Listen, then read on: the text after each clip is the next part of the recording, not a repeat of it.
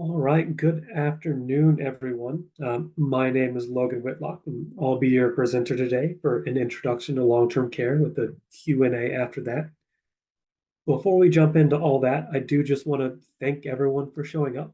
I know time is your most valuable and most non-renewable resource, and I do want to make sure we're respectful of that.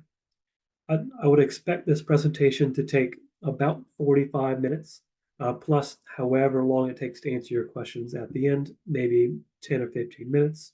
So think about an hour that we'll get to spend together today. Let me go ahead and introduce you to our team, who we are, and why you should care at all what we have to say about long-term care. I'll start with myself, Logan Whitlock, I'm a financial planner. I've been working here at Wisdom Wealth Care for about 10 years, so since 2014, except for a 1 year break, if you can call it that, where I was deployed to Afghanistan as a military intelligence officer. I'm a certified financial planner, and most of what I do here is largely focused on retirement and retirement income planning. And long-term care and long-term care planning is an important piece of that retirement income plan and an important piece of your overall plan. And in case the names didn't give it away, Linus Whitlock, that's my dad. This is actually a second career for him in finance. His first was in CSI as a trace evidence examiner, but he's been in the financial industry for over 30 years. And he takes that same level of attention to detail at CSI and brings that to the financial planning team. He and Cheryl have actually been partnered since 2004. Cheryl, she's our founding partner on the law side of the business. And she's been partnered, like I said, with Wisdom Wealth Care since 2004. And the reason all that started was back in 2004, she saw how devastating bad advice can really be. It was right after the tech crash where she saw some of her estate planning clients that just lost everything they had right at the point in time where they couldn't afford to lose anything. And she decided she didn't want that to happen to her clients. So she partnered with Wisdom Wealth Care to help provide that advice to her clients. Then last but certainly not least is George McClanahan. He's a CPA and our client services coordinator. So he's just our chief problem solver. Whenever we have an issue, he's the person we go to for that. So our agenda for today, it's really 4 quick points and then a Q&A at the end. So first, why plan for long-term care in the first place? What's the problem we're trying to solve? And then two, just some quick definitions about when I say long-term care, what does that mean? What actually is it? And then three, and I think possibly the most important point, just what's the bare minimum I need to do, right? Just what is the absolute least I can get away with and still probably be okay? And then four, if I want to go above and beyond the bare minimum, what does that look like? What are my options? And then we'll do a Q&A to answer whatever questions you have after. I want to set expectations that I don't expect to be able to give fully personalized answers to all of these questions for everyone individually. But I do hope to at least provide a framework and a general direction for you to start. And again, at the end, we'll have the Q&A. If whenever you think of it, or even now, if you have a question you want to make sure that you get answered, you can at the bottom of your screen or wherever it is, there's a Q&A button. You can just click on that, enter in your question, and I'll make sure to cover that at the end during the Q&A. But if you get in now, you'll make sure you won't forget about it. And some questions might just be too private or too complicated to answer in this webinar scenario, this webinar setting. So if that happens to be the case, if there's a question that's just too complicated or too personal, we do offer, because you're at this webinar, we'll sit down with you for an hour or so and just learn a little bit about you and be able to answer your questions more fully. If that's something you might be interested in, you can see our email and phone number at the bottom. It's info@wisdomwealthcare.com. Just shoot us an email, give us a call, and we'll set up a time to make that happen. So let's get on with the feature presentation. So I want to start with, why should I plan for long-term care? Is this actually something that most people are going to need? And my answer, of course, because I'm doing the webinar, is yes. So this is from longtermcare.gov. So this is straight from the government. They've done some big research on this. Someone turning 65 years old today has almost a 70% chance of needing some type of long-term care service. So this could be at home, in a facility, but at least some type of care. There's about a 69% chance you'll need that. And if you need care, the average length tends to be about 3 years. For women, a little bit longer. For men, a little bit shorter. Women just tend to outlive us guys and just need a little bit more care on average. And the other big point is, while not everyone will need care for an extended period of time, about 20% of people will need care for more than 5 years. And so the way the math works out, if there's a 65-year-old couple, so two people, there's over a 1 in 3 chance, or about a 36% chance, that at least one of them will need care for more than 5 years. So that could be 5 years in a day, all the way up to 15 years or longer. And this is one of the significant issues that could cause retirement to fail if you needed an extended long-term care stay. So how much does this actually cost, right? What are the costs? And these are in 2023 numbers. This is what they came out to be. I live in North Carolina, so I'm doing the national average and North Carolina. So if you needed care at home, the national average and the North Carolina average is going to be somewhere between $4,000 to $5,000 per month. This is about 40 hours a week. So about your average work week, about 8 hours a day for 5 days a week. If you needed less, of course, it's cheaper. If you needed more than that, it gets more expensive.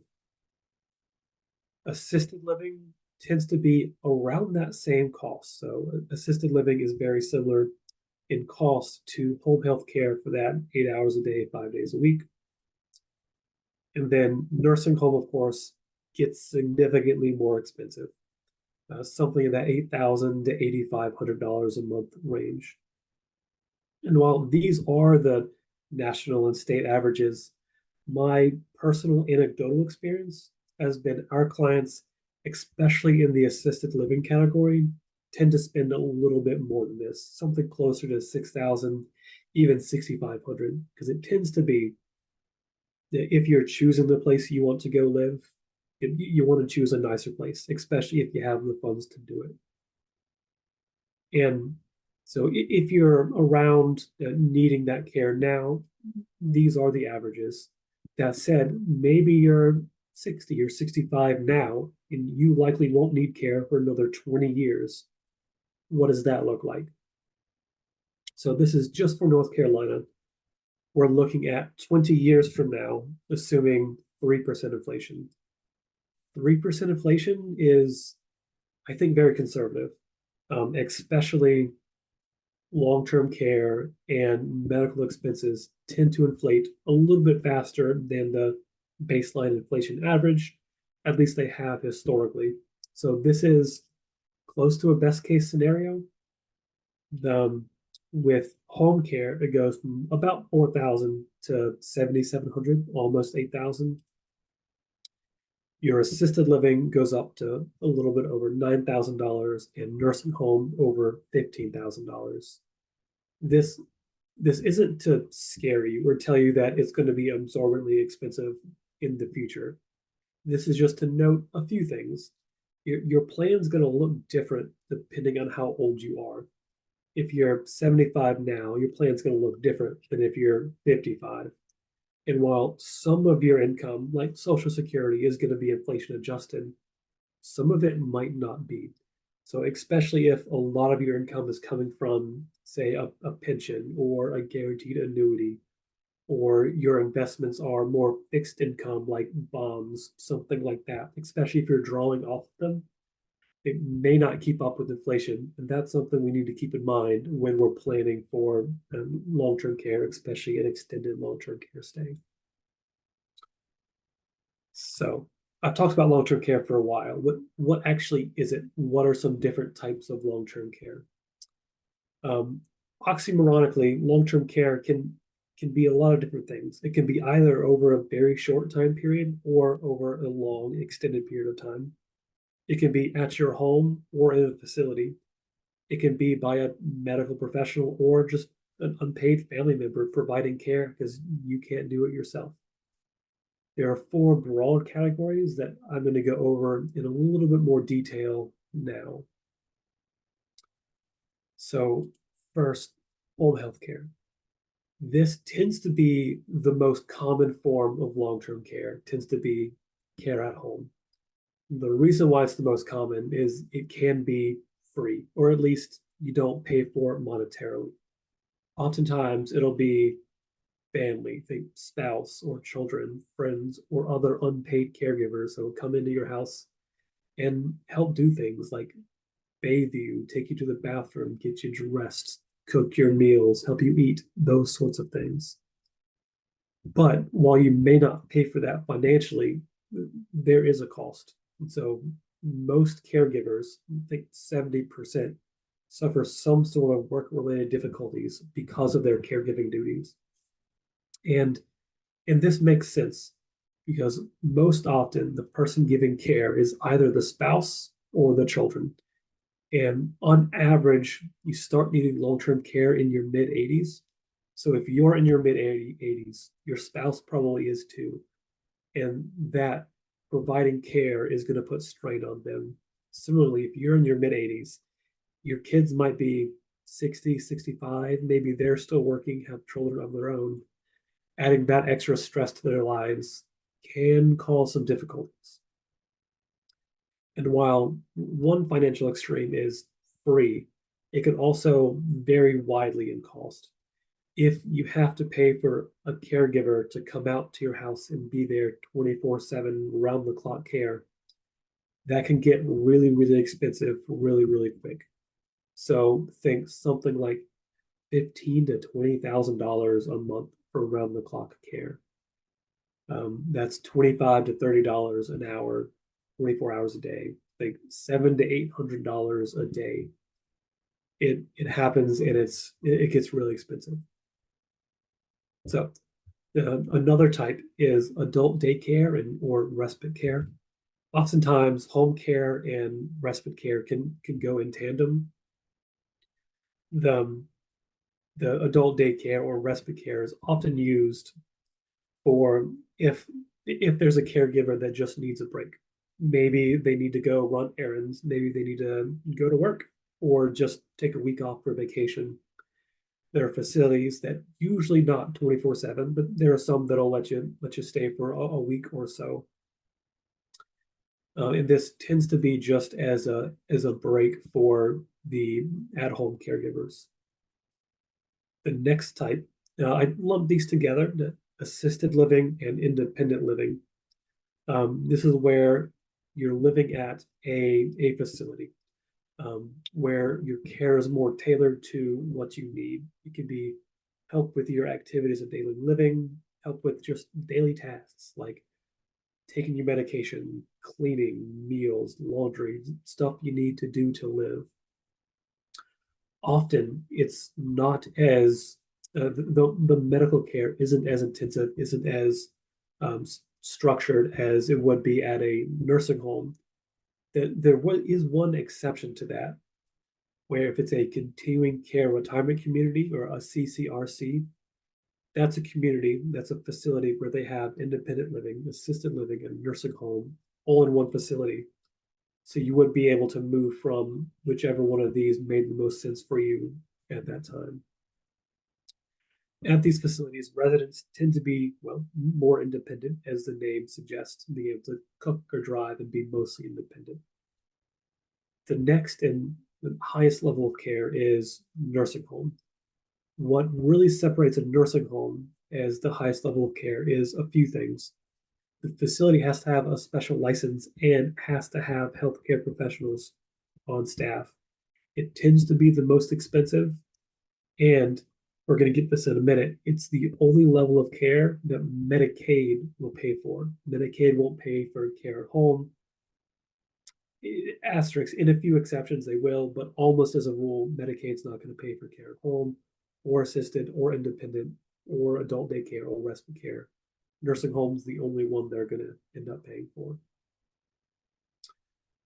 So, what's the bare minimum? The bare minimum you need to do to prepare for long-term care. A few things. One is just make sure you have your legal documents in place. So I'm going to go through these, but there's your durable power of attorney. This is where you give someone else the power to make decisions for you when you can't make them anymore. Similarly, your healthcare power of attorney is that same thing, but for medical decisions instead of your financial decisions. Along with the healthcare power of attorney, you also want the HIPAA authorization and your living will or your advance directives. HIPAA authorization allows your representative to just get medical information from providers, because if they don't have it, those doctors can't give out your information. And living will tells your representative what measures you want to keep you alive. Think respirator, feeding tube, things like that. Make sure your wishes are taken care of. And your last will and testament, oftentimes called your will. And this is what tells the government, tells the courts how you want your assets dispersed when you die. And this is also the only place, if you happen to have minor children, where you can say, I want my child to be cared for by this person, called a guardian. And so if you don't have your will, especially if you have minor children, you have to get that done. And on a slight tangent, if you don't have a will, your estate will go through and test it, which means the government gets to decide who gets your money, and it may not be what you expect. So if you have a spouse and kids in North Carolina, they're going to split your estate, and it won't all go to your spouse. So if you don't have a will, definitely something you need to look at and get fixed. So after you get your legal documents in place, have a plan, have a clearly articulated wishes for whoever holds those power of attorneys, whoever is the trustee, if you happen to have a trust, for what you want to happen. And that could be, I want to go to this facility, or I want you to spend every dollar giving me the best care, or whatever it happens to be. Make sure what you want is clearly articulated, preferably written down, but at least clearly communicated to your powers of attorney or your trustees if you happen to have a trust. And then the last one is just a plan for who's going to pay and how.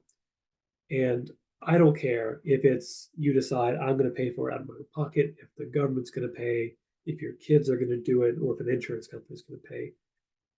However you decide to set it up, it is fine, but make sure you have a plan for how that's going to happen, and make sure any other parties are aware if they're part of your plan, particularly if it includes family like your children or your spouse.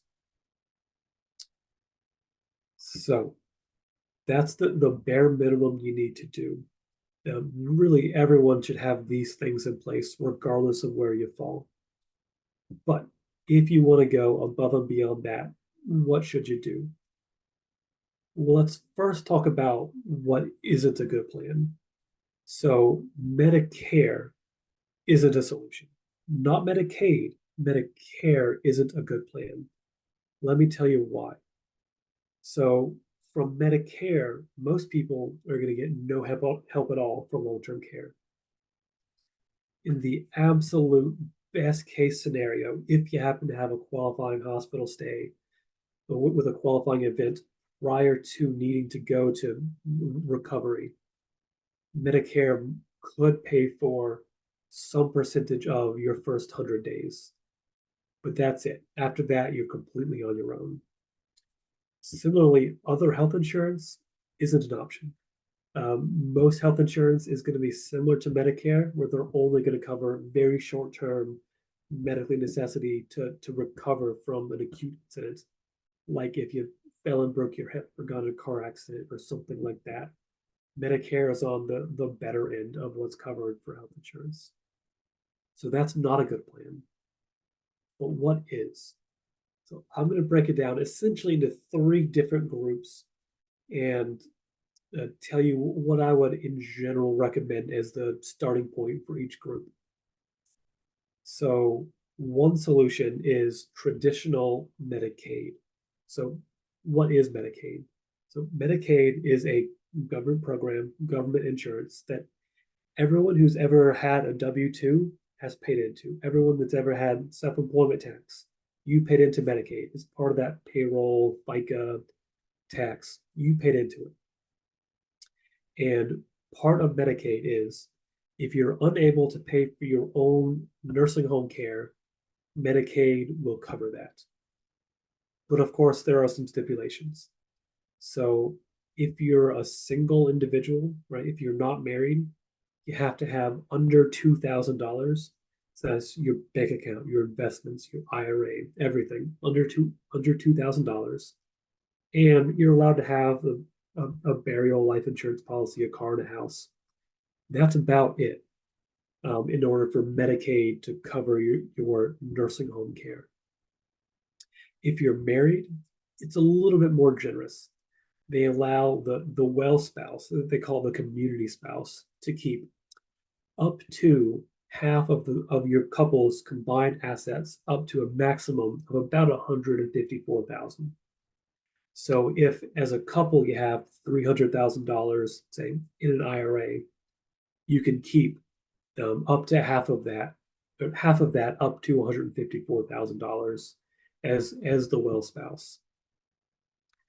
If this happens to be the best plan for you, don't feel bad about using government insurance because you've been paying for it every paycheck. Typically, traditional Medicaid is the best plan for people who essentially can't afford anything else. So if you're in retirement or close to it and you're barely going to make it as it is without having to look at buying long-term care insurance or doing relatively expensive advanced Medicaid strategies, this might be your best bet is to just plan for traditional Medicaid. On the other extreme is self-pay. So if when I was going through how much long-term care cost, if you saw, $8,000-9,000 a month for a nursing home, and your first thought was, oh great, I'll save money because I'm not spending on everything else in my life. Maybe this is right for you. If spending $8,000 or $9,000 a month on healthcare for you, and if you married your spouse, just isn't that big a deal for you, then maybe you don't need to do any extra planning beyond the bare minimum.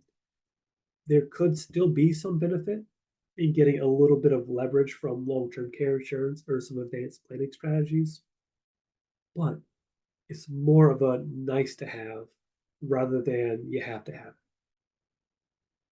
And then there's that messy middle, and that's where I'm going to spend most of the rest of our time together talking about. It's where you can't really afford to pay for a nursing home or those higher levels of care, but there's no way you're really going to qualify for traditional Medicaid either. This is where you're able to comfortably retire, you're able to comfortably live on the income and the assets that you have. But if you or your spouse needed to go into a nursing home and that bill was $8,000 or $9,000, that would totally derail your plan, your retirement. This is what we're going to talk about primarily today is long-term care insurance and some advanced Medicaid planning strategies. So let's talk about long-term care insurance. So there are plenty of different types of long-term care insurance. It's a blanket term for paying a company, a long-term care insurance company, to cover some part of your long-term care risk. There are a few different types. I'll get into them in a little bit more detail in a minute. There's traditional long-term care, which tends to be the least expensive, but if you don't use it, it goes away. So you pay a certain amount, maybe every month until you die or you need care. maybe just one time, but if you don't use it, you lose it. And then there's a life insurance or a hybrid long-term care. This is where you combine long-term care insurance with life insurance in one policy. These tend to be a little bit more expensive, but if you don't use the long-term care part, you at least get the life insurance as a consolation prize, or at least your beneficiaries do. The third is annuities with long-term care riders. Typically, these will give you the least bang for your buck, but they're really easy to qualify for. The underwriting isn't as difficult. And there are a couple other trade-offs and benefits I'll get into. So traditional long-term care. Typically, the way these work is you pay an annual premium every year until either you need long-term care or you die. Typically, the insurance company is going to either have a daily amount they'll pay or a monthly amount they'll pay up to a limit. And the example I have on the screen is they might pay $6,000 a month or maybe $200 a day for a maximum of $432,000 for 6 years. Typically, if you don't use the whole $6,000, they'll extend the length. So let's say you only needed $3,000 a month. Instead of lasting 6 years, it lasts 12. That's typically the way they work. You are able to pay for them, most of them in either one lump sum or over a period of 5 or 10 years. But typically, if you're going for this option, it's because you want to get the most bang for your buck with the least upfront payment, and pay until you need it is the way to do the least upfront cost. So some of the positives of the traditional long-term care is what I said. Typically, you get the most possible long-term care benefit, the least amount of initial premium. And one of the benefits exclusive to the traditional long-term care is it qualifies for what's called partnership with the state. This is definitely true in North Carolina. It is also true in most other states. If you live somewhere else, check with your state's rules. But the way this works is the insurance company partners with the state, and they let you keep a larger nest egg and still qualify for Medicaid. So in this example I have up top, if you got a policy that covered 432,000 and you use it up in your 6 years, you would then be able to get on Medicaid with an additional $432,000 of assets. And this can help sort of balance that. I want to save my nest egg, but also I don't want to spend a huge amount on long-term care. The cons, the obvious one, if you don't need it, you don't get any benefit. Of course, there are exceptions to every rule. You can pay for your premium to get returned, but that makes it more expensive. And at that point, why bother with this version? Also, your premiums, if you go with the pay until you need it, your premiums will likely go up. The insurance company has to go to the state board of insurance and request an increase. They can't do it on their own authority. They can't do it on just one individual. But I have seen increases of upwards of 50% of your premium in 1 year. It has happened, and I expect maybe not to that magnitude, but increases to happen again in the future. So, hybrid insurance, life insurance, long-term care. An encompassing term for these is asset-based long-term care. They tend to be a little bit more costly, but if you don't use your long-term care benefit, at least you have your life insurance benefit. It just wraps the two together. So the obvious benefit is if you don't use it, you at least get something out of it. And these are, I've seen more of these done in a one and done, where you pay one single premium and your policy is completely paid up. One, something like the client put $50,000 down to purchase the policy, and then on day one, their death benefit was about $65,000, and if they needed long-term care, they could get 3 times that spread over 6 years. So it allows you to get an immediate death benefit and immediate leverage on your long-term care benefit. That this particular policy had an inflation rider built in as well. So the long-term care benefit increased over time. And usually these are easier to qualify for. Not the easiest, but a little bit easier, because the insurance company knows they're going to have to pay out either way, whether they pay out for long-term care or life insurance. They're going to have to pay out anyway, so the underwriting isn't quite as strict. But you pay for that. It tends to be more expensive up front, and it's typically not as attractive for older adults. Especially if you're 70 or older, these get really expensive really quick. And typically these aren't partnership qualified, so that they don't have that state partnership usually with these hybrid policies. Annuities with long-term care riders. So not all annuities, but some have riders, which are like add-ons to an annuity that allows you to get extra benefits if you need long-term care. Typically, these are linked to you needing to qualify for 2 of 6 activities of daily living, which we can get into in a minute. But you have to need long-term care in order for these riders to pay out. The ones that I've seen recently in the past would be, let's say you had an annuity that would pay you 5% income for life. Instead of that, it might double to 10% income for a period of time to help cover that long-term care need. Of course, there are some benefits. If you don't need the long-term care, you have all the other benefits and trade-offs the annuity offers. And this is the easiest one by far to qualify for. Often the qualification for these is as simple as, are you currently in a nursing home? If no, you're accepted. I have some where they don't have any qualification questions at all, just a period where you might have to wait a year or two before the long-term payments start. The trade-offs, usually you get the least leverage, the least benefit for the amount of funds you put in, for the amount of long-term care benefit that you actually get out. And it requires you to purchase an annuity, which can be a large upfront expense. And the long-term care benefit is often, it's not tax advantaged.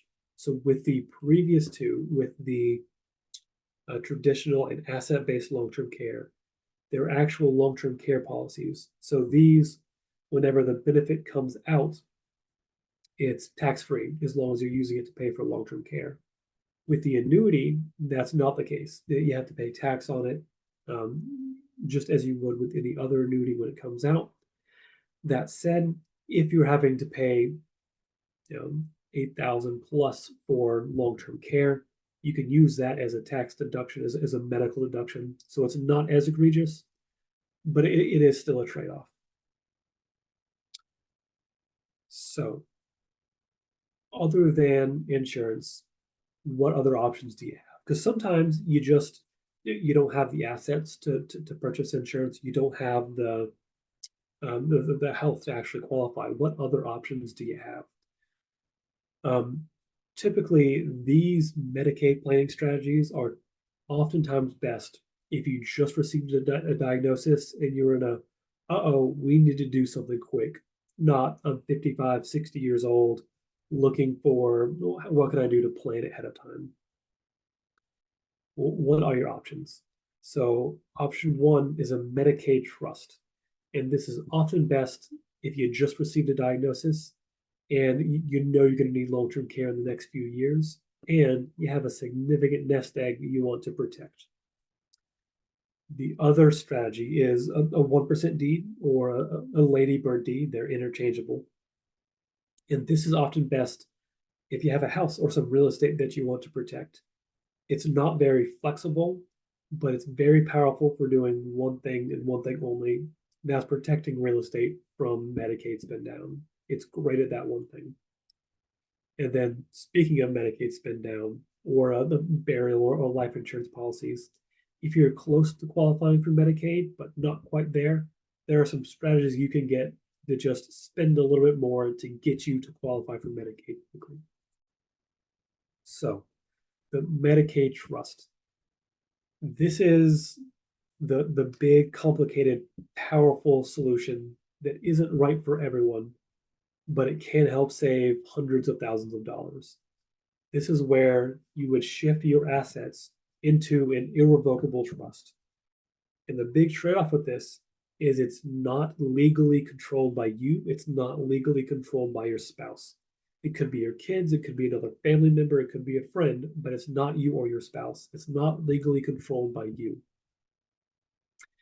And then after 5 years, after the 5 year look back period, these assets are considered not in your estate when looking at Medicaid. So you would be able to qualify for Medicaid and they would not look at the assets within this trust. It allows you to save a very wide variety of assets. This could be stocks, bonds, this could be real estate, this could be even a family business. You could put the shares of your family business inside this Medicaid trust and it would be protected. And you still have access to the assets through your trusted third party. So through your child or through whoever is the trustee, they could take a trustee distribution to themselves from the trust and then gift that to you as the grantor. You can't take it directly, but there are ways to get you assets, even though they're in this irrevocable trust. The trade-offs are it can get really expensive and really complicated, and you have to wait 5 years before those assets are considered safe for Medicaid. And you have to have someone that you really trust implicitly to make this possible. Maybe that's your kids, maybe that's your uncle or sibling, whatever it is. You have to have someone because they're going to be in legal control of the assets that you put into this trust. And if you don't trust them, then this just isn't going to work. It's a really powerful tool, but it's also really easy to mess up if you don't know what you're doing. So if this is something that might make sense for you, definitely get in contact with an estate planning attorney. At Cheryl David, we do this all the time. If you mess it up, it can get bad pretty quick. So next option, the 1% deed or ladybird deed. This is one of the simpler options, and it's good for saving a house for Medicaid. If you get nothing else from this presentation, don't sell your home to pay for a nursing home care. Just don't do that. Don't sell the house. You can protect it with one simple deed. What you do is you make someone else, maybe your kids, maybe someone else, a 1% owner in your home or any other piece of real estate. Then that asset is protected from Medicaid and it won't pass through your estate. So Medicaid won't be able to go back and take it. The way Medicaid works is after they pay for your care, let's say they paid $200,000 for your care, and then you die, they're going to try to go back after your estate to try to take that $2,000 and pay themselves back. But if your home or your assets don't go through your estate and they pass by direct ownership, like something like a 1% deed, Medicaid can't take it back because it doesn't go through the estate. So this allows you to immediately protect real estate from Medicaid and they can't get it back. It can be pretty affordable for the level of protection you get. And as the owner, you maintain 99% control. You still get to live there. You still get to decide whether it gets sold or what happens to that property. You get control of it because you're still the owner. It's just someone else is a 1% owner just for Medicaid purposes. It's great as it protects real estate for Medicaid, but that's about all that it does. And in order to do this, you have to have the proper legal documents in place. If For example, your parents have a house you want to protect, but they're not able to sign anymore, and they don't have the proper legal documents, the proper powers of attorney. This option just isn't available anymore, and neither are a lot of the other ones we spoke about. But if you have your legal documents set up, this is still an option.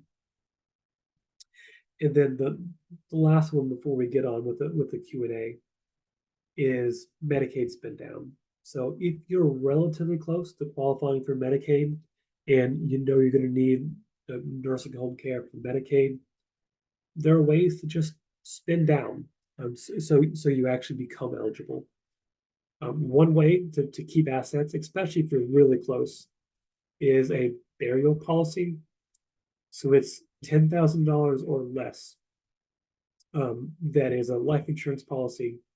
You would essentially put $9,900 into this insurance policy. You get $10,000 worth of benefit, and then that is protected from Medicaid, and you're able to keep it and still qualify. The other ways is just spending on things you're allowed to have and still qualify for Medicaid. So this could be spending on home repairs, or you're allowed to have a car and be on Medicaid, or even taking your family on a vacation. One thing you can't do is cash gifts to, well, anyone except for your spouse, because these gifts are going to be tracked by Medicaid, especially if they're within 5 years of you applying, and Medicaid's going to penalize you for that and make you pay back that money. This strategy allows you to get benefit from your assets, right? Whether it's a vacation or a home repair, and it's easy to do. You just spend the money, but it's really only practical if you're pretty close to being able to qualify for Medicaid already, and it requires you to spend the assets, so you won't have access to them anymore. So a few quick takeaways from today's presentation, and then we'll get on to the Q&A. One, I covered this already, but don't sell your house to pay for a nursing home. It's the easiest asset to protect. You're allowed to have your house still qualify for Medicaid and get your care paid for. In our experience, the level of care that you receive in a nursing home, it doesn't matter who's paying. It doesn't matter if it's you, the insurance company, or the government. It doesn't matter who's paying for it. What matters the most is who's looking out for you. Are your family or your friends showing up and keeping track of the care you're getting is much more applicable to the level of care that you'll receive. And two, make sure you get your bare legal documents in place so you're able to perform the strategies that you need so that maybe your family members and your loved ones can do what they need to do in order to take care of themselves. And then three, have a plan. Know what you want to do. Know who's going to pay for what, how it's going to happen, who are your powers of attorney and your trustees, and make sure that they're all on the same page for what's going to happen. And like I talked about earlier, I focus on retirement and retirement income planning. A large part of that is risk management. A large part of risk management is long-term care planning. And that's only a piece of what we do. So what we want to do is a holistic thing, is make sure your risk management plan, your investments, your retirement income plan, your taxes, your estate plan, make sure that all works together. They all complement each other to help meet your goals. So if you think it might be valuable to have an hour or so sit down with the CFP just to learn a little bit about you and answer some of your questions, let us know. Give us an email at the info@wisdomwealthcare.com or give us a call at the number below. And we'll set a time just to talk and learn a little bit about each other. So moving on to the Q&A portion, I see some people have put in some questions. I'm going to take this time to get a quick drink of water, I promise, and then give everyone some time to put in some questions if you think of any more, and then I'll go through the questions and answer them, and then we'll go on about our day. Thank you everyone for coming up. All right, so I see we've got some questions. One question is, my policy got more expensive. Is it worth it to increase the elimination period? And typically with these, like I talked about, if you have traditional long-term care, it can get more expensive. This particular one, the guy said went up 46%. Usually, as a general rule, what we find is if you've had that policy for a long time, that's the best coverage you're ever going to get, even if it increases in price. So if you can afford that increase, you're not going to be able to get better coverage. It could make sense to look at, oftentimes they'll give you different options for them, like you talked about, increasing the the elimination period from maybe 90 days to 180 days, or decrease the amount of daily payout. If you can afford the increase, you'll never get better. So if you can afford it, our most common piece of advice is to pay it. But if you want us to sit down with you, review your policy, and actually look at what it is, let us know, and we'll be happy to sit down with you for a little bit and talk about that. Yeah, there's another question about long-term care policies that are qualified plans. What what I think that means, and if I'm not correct, correct me, is whether they are partnership with the state. And I think I covered that, at least touched on it a little bit earlier. What that means is whatever the insurance company pays for, you will be able to keep that much extra and still qualify for long-term, still qualify for Medicaid. So for example, if that policy paid for $250,000 of long-term care coverage over whatever time period, and then that coverage ran out and you needed Medicaid because you didn't have the assets for it, you would be allowed to keep an extra $250,000 in addition to the $2,000 Medicaid lets you keep a car and a house and your burial policy and still qualify for Medicaid, even though you have that extra $250,000 of assets. If that answers your question, great. If not, let me know and we'll try to go back over it again. I see a question about what long-term care cover companies are there in North Carolina and what conditions prevent long-term care. Short answer, there's a lot of them that do long-term care, particularly in the asset-based hybrid long-term care. There's a dozen or so, and each company is going to have their own conditions that either prevent you from getting care or cause it to be more expensive. Us at Wisdom Wealth Care, we're not captive to any one insurance company. We can find a policy for any of them. So if you're interested, let us know. We can scope it out, see which company is best for you, depending on what conditions you have. I have a question about nursing homes and Medicaid beds. The short answer is yes. Oftentimes, some of the facilities will limit the amount of availability for Medicaid. And Medicaid typically is going to pay for double occupancy. So if you're in Medicaid, has to be in a nursing home, and typically they're not going to let you have your own private room. They'll make you double up with someone else because they want to save money. And Medicaid typically won't pay as much as if you're private pay. The government they have scale. So many institutions, many facilities um, don't have unlimited Medicaid beds because they're not getting paid as much for them. One extra addition to this is continuing care retirement facilities, so CCRCs. Those are facilities where oftentimes you'll start at the assisted living and then move up through the levels of care all the way to nursing home. And with most of those, they have a guarantee that if they let you in, they'll never kick you out, even if you run out of money and need to go on Medicaid.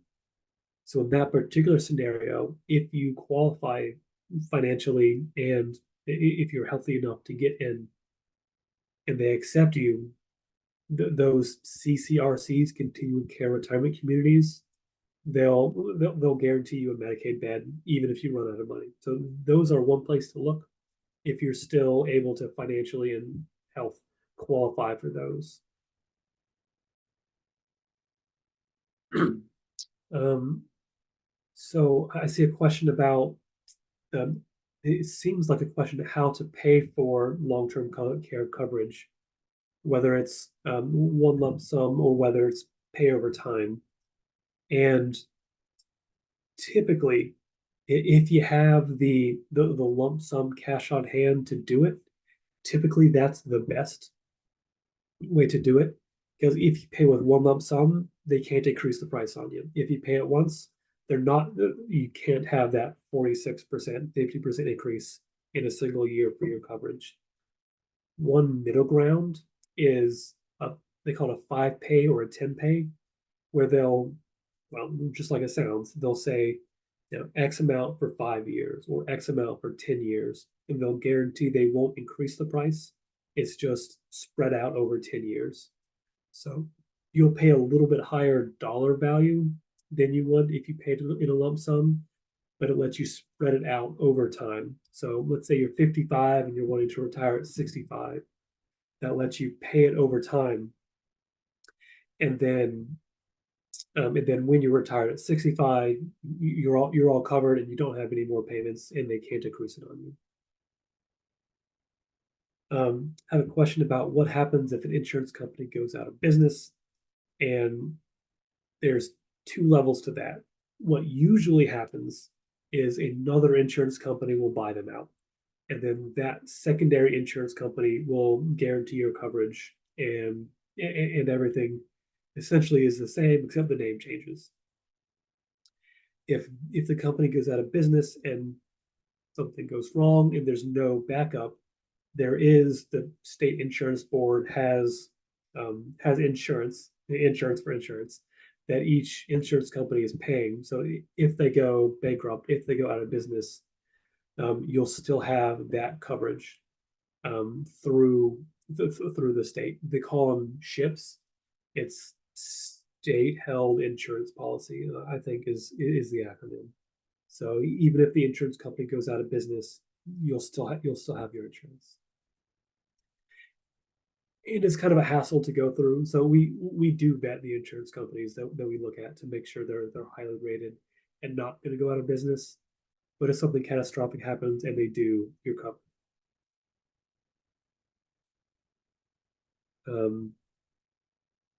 I think I've answered all the questions that I saw in chat.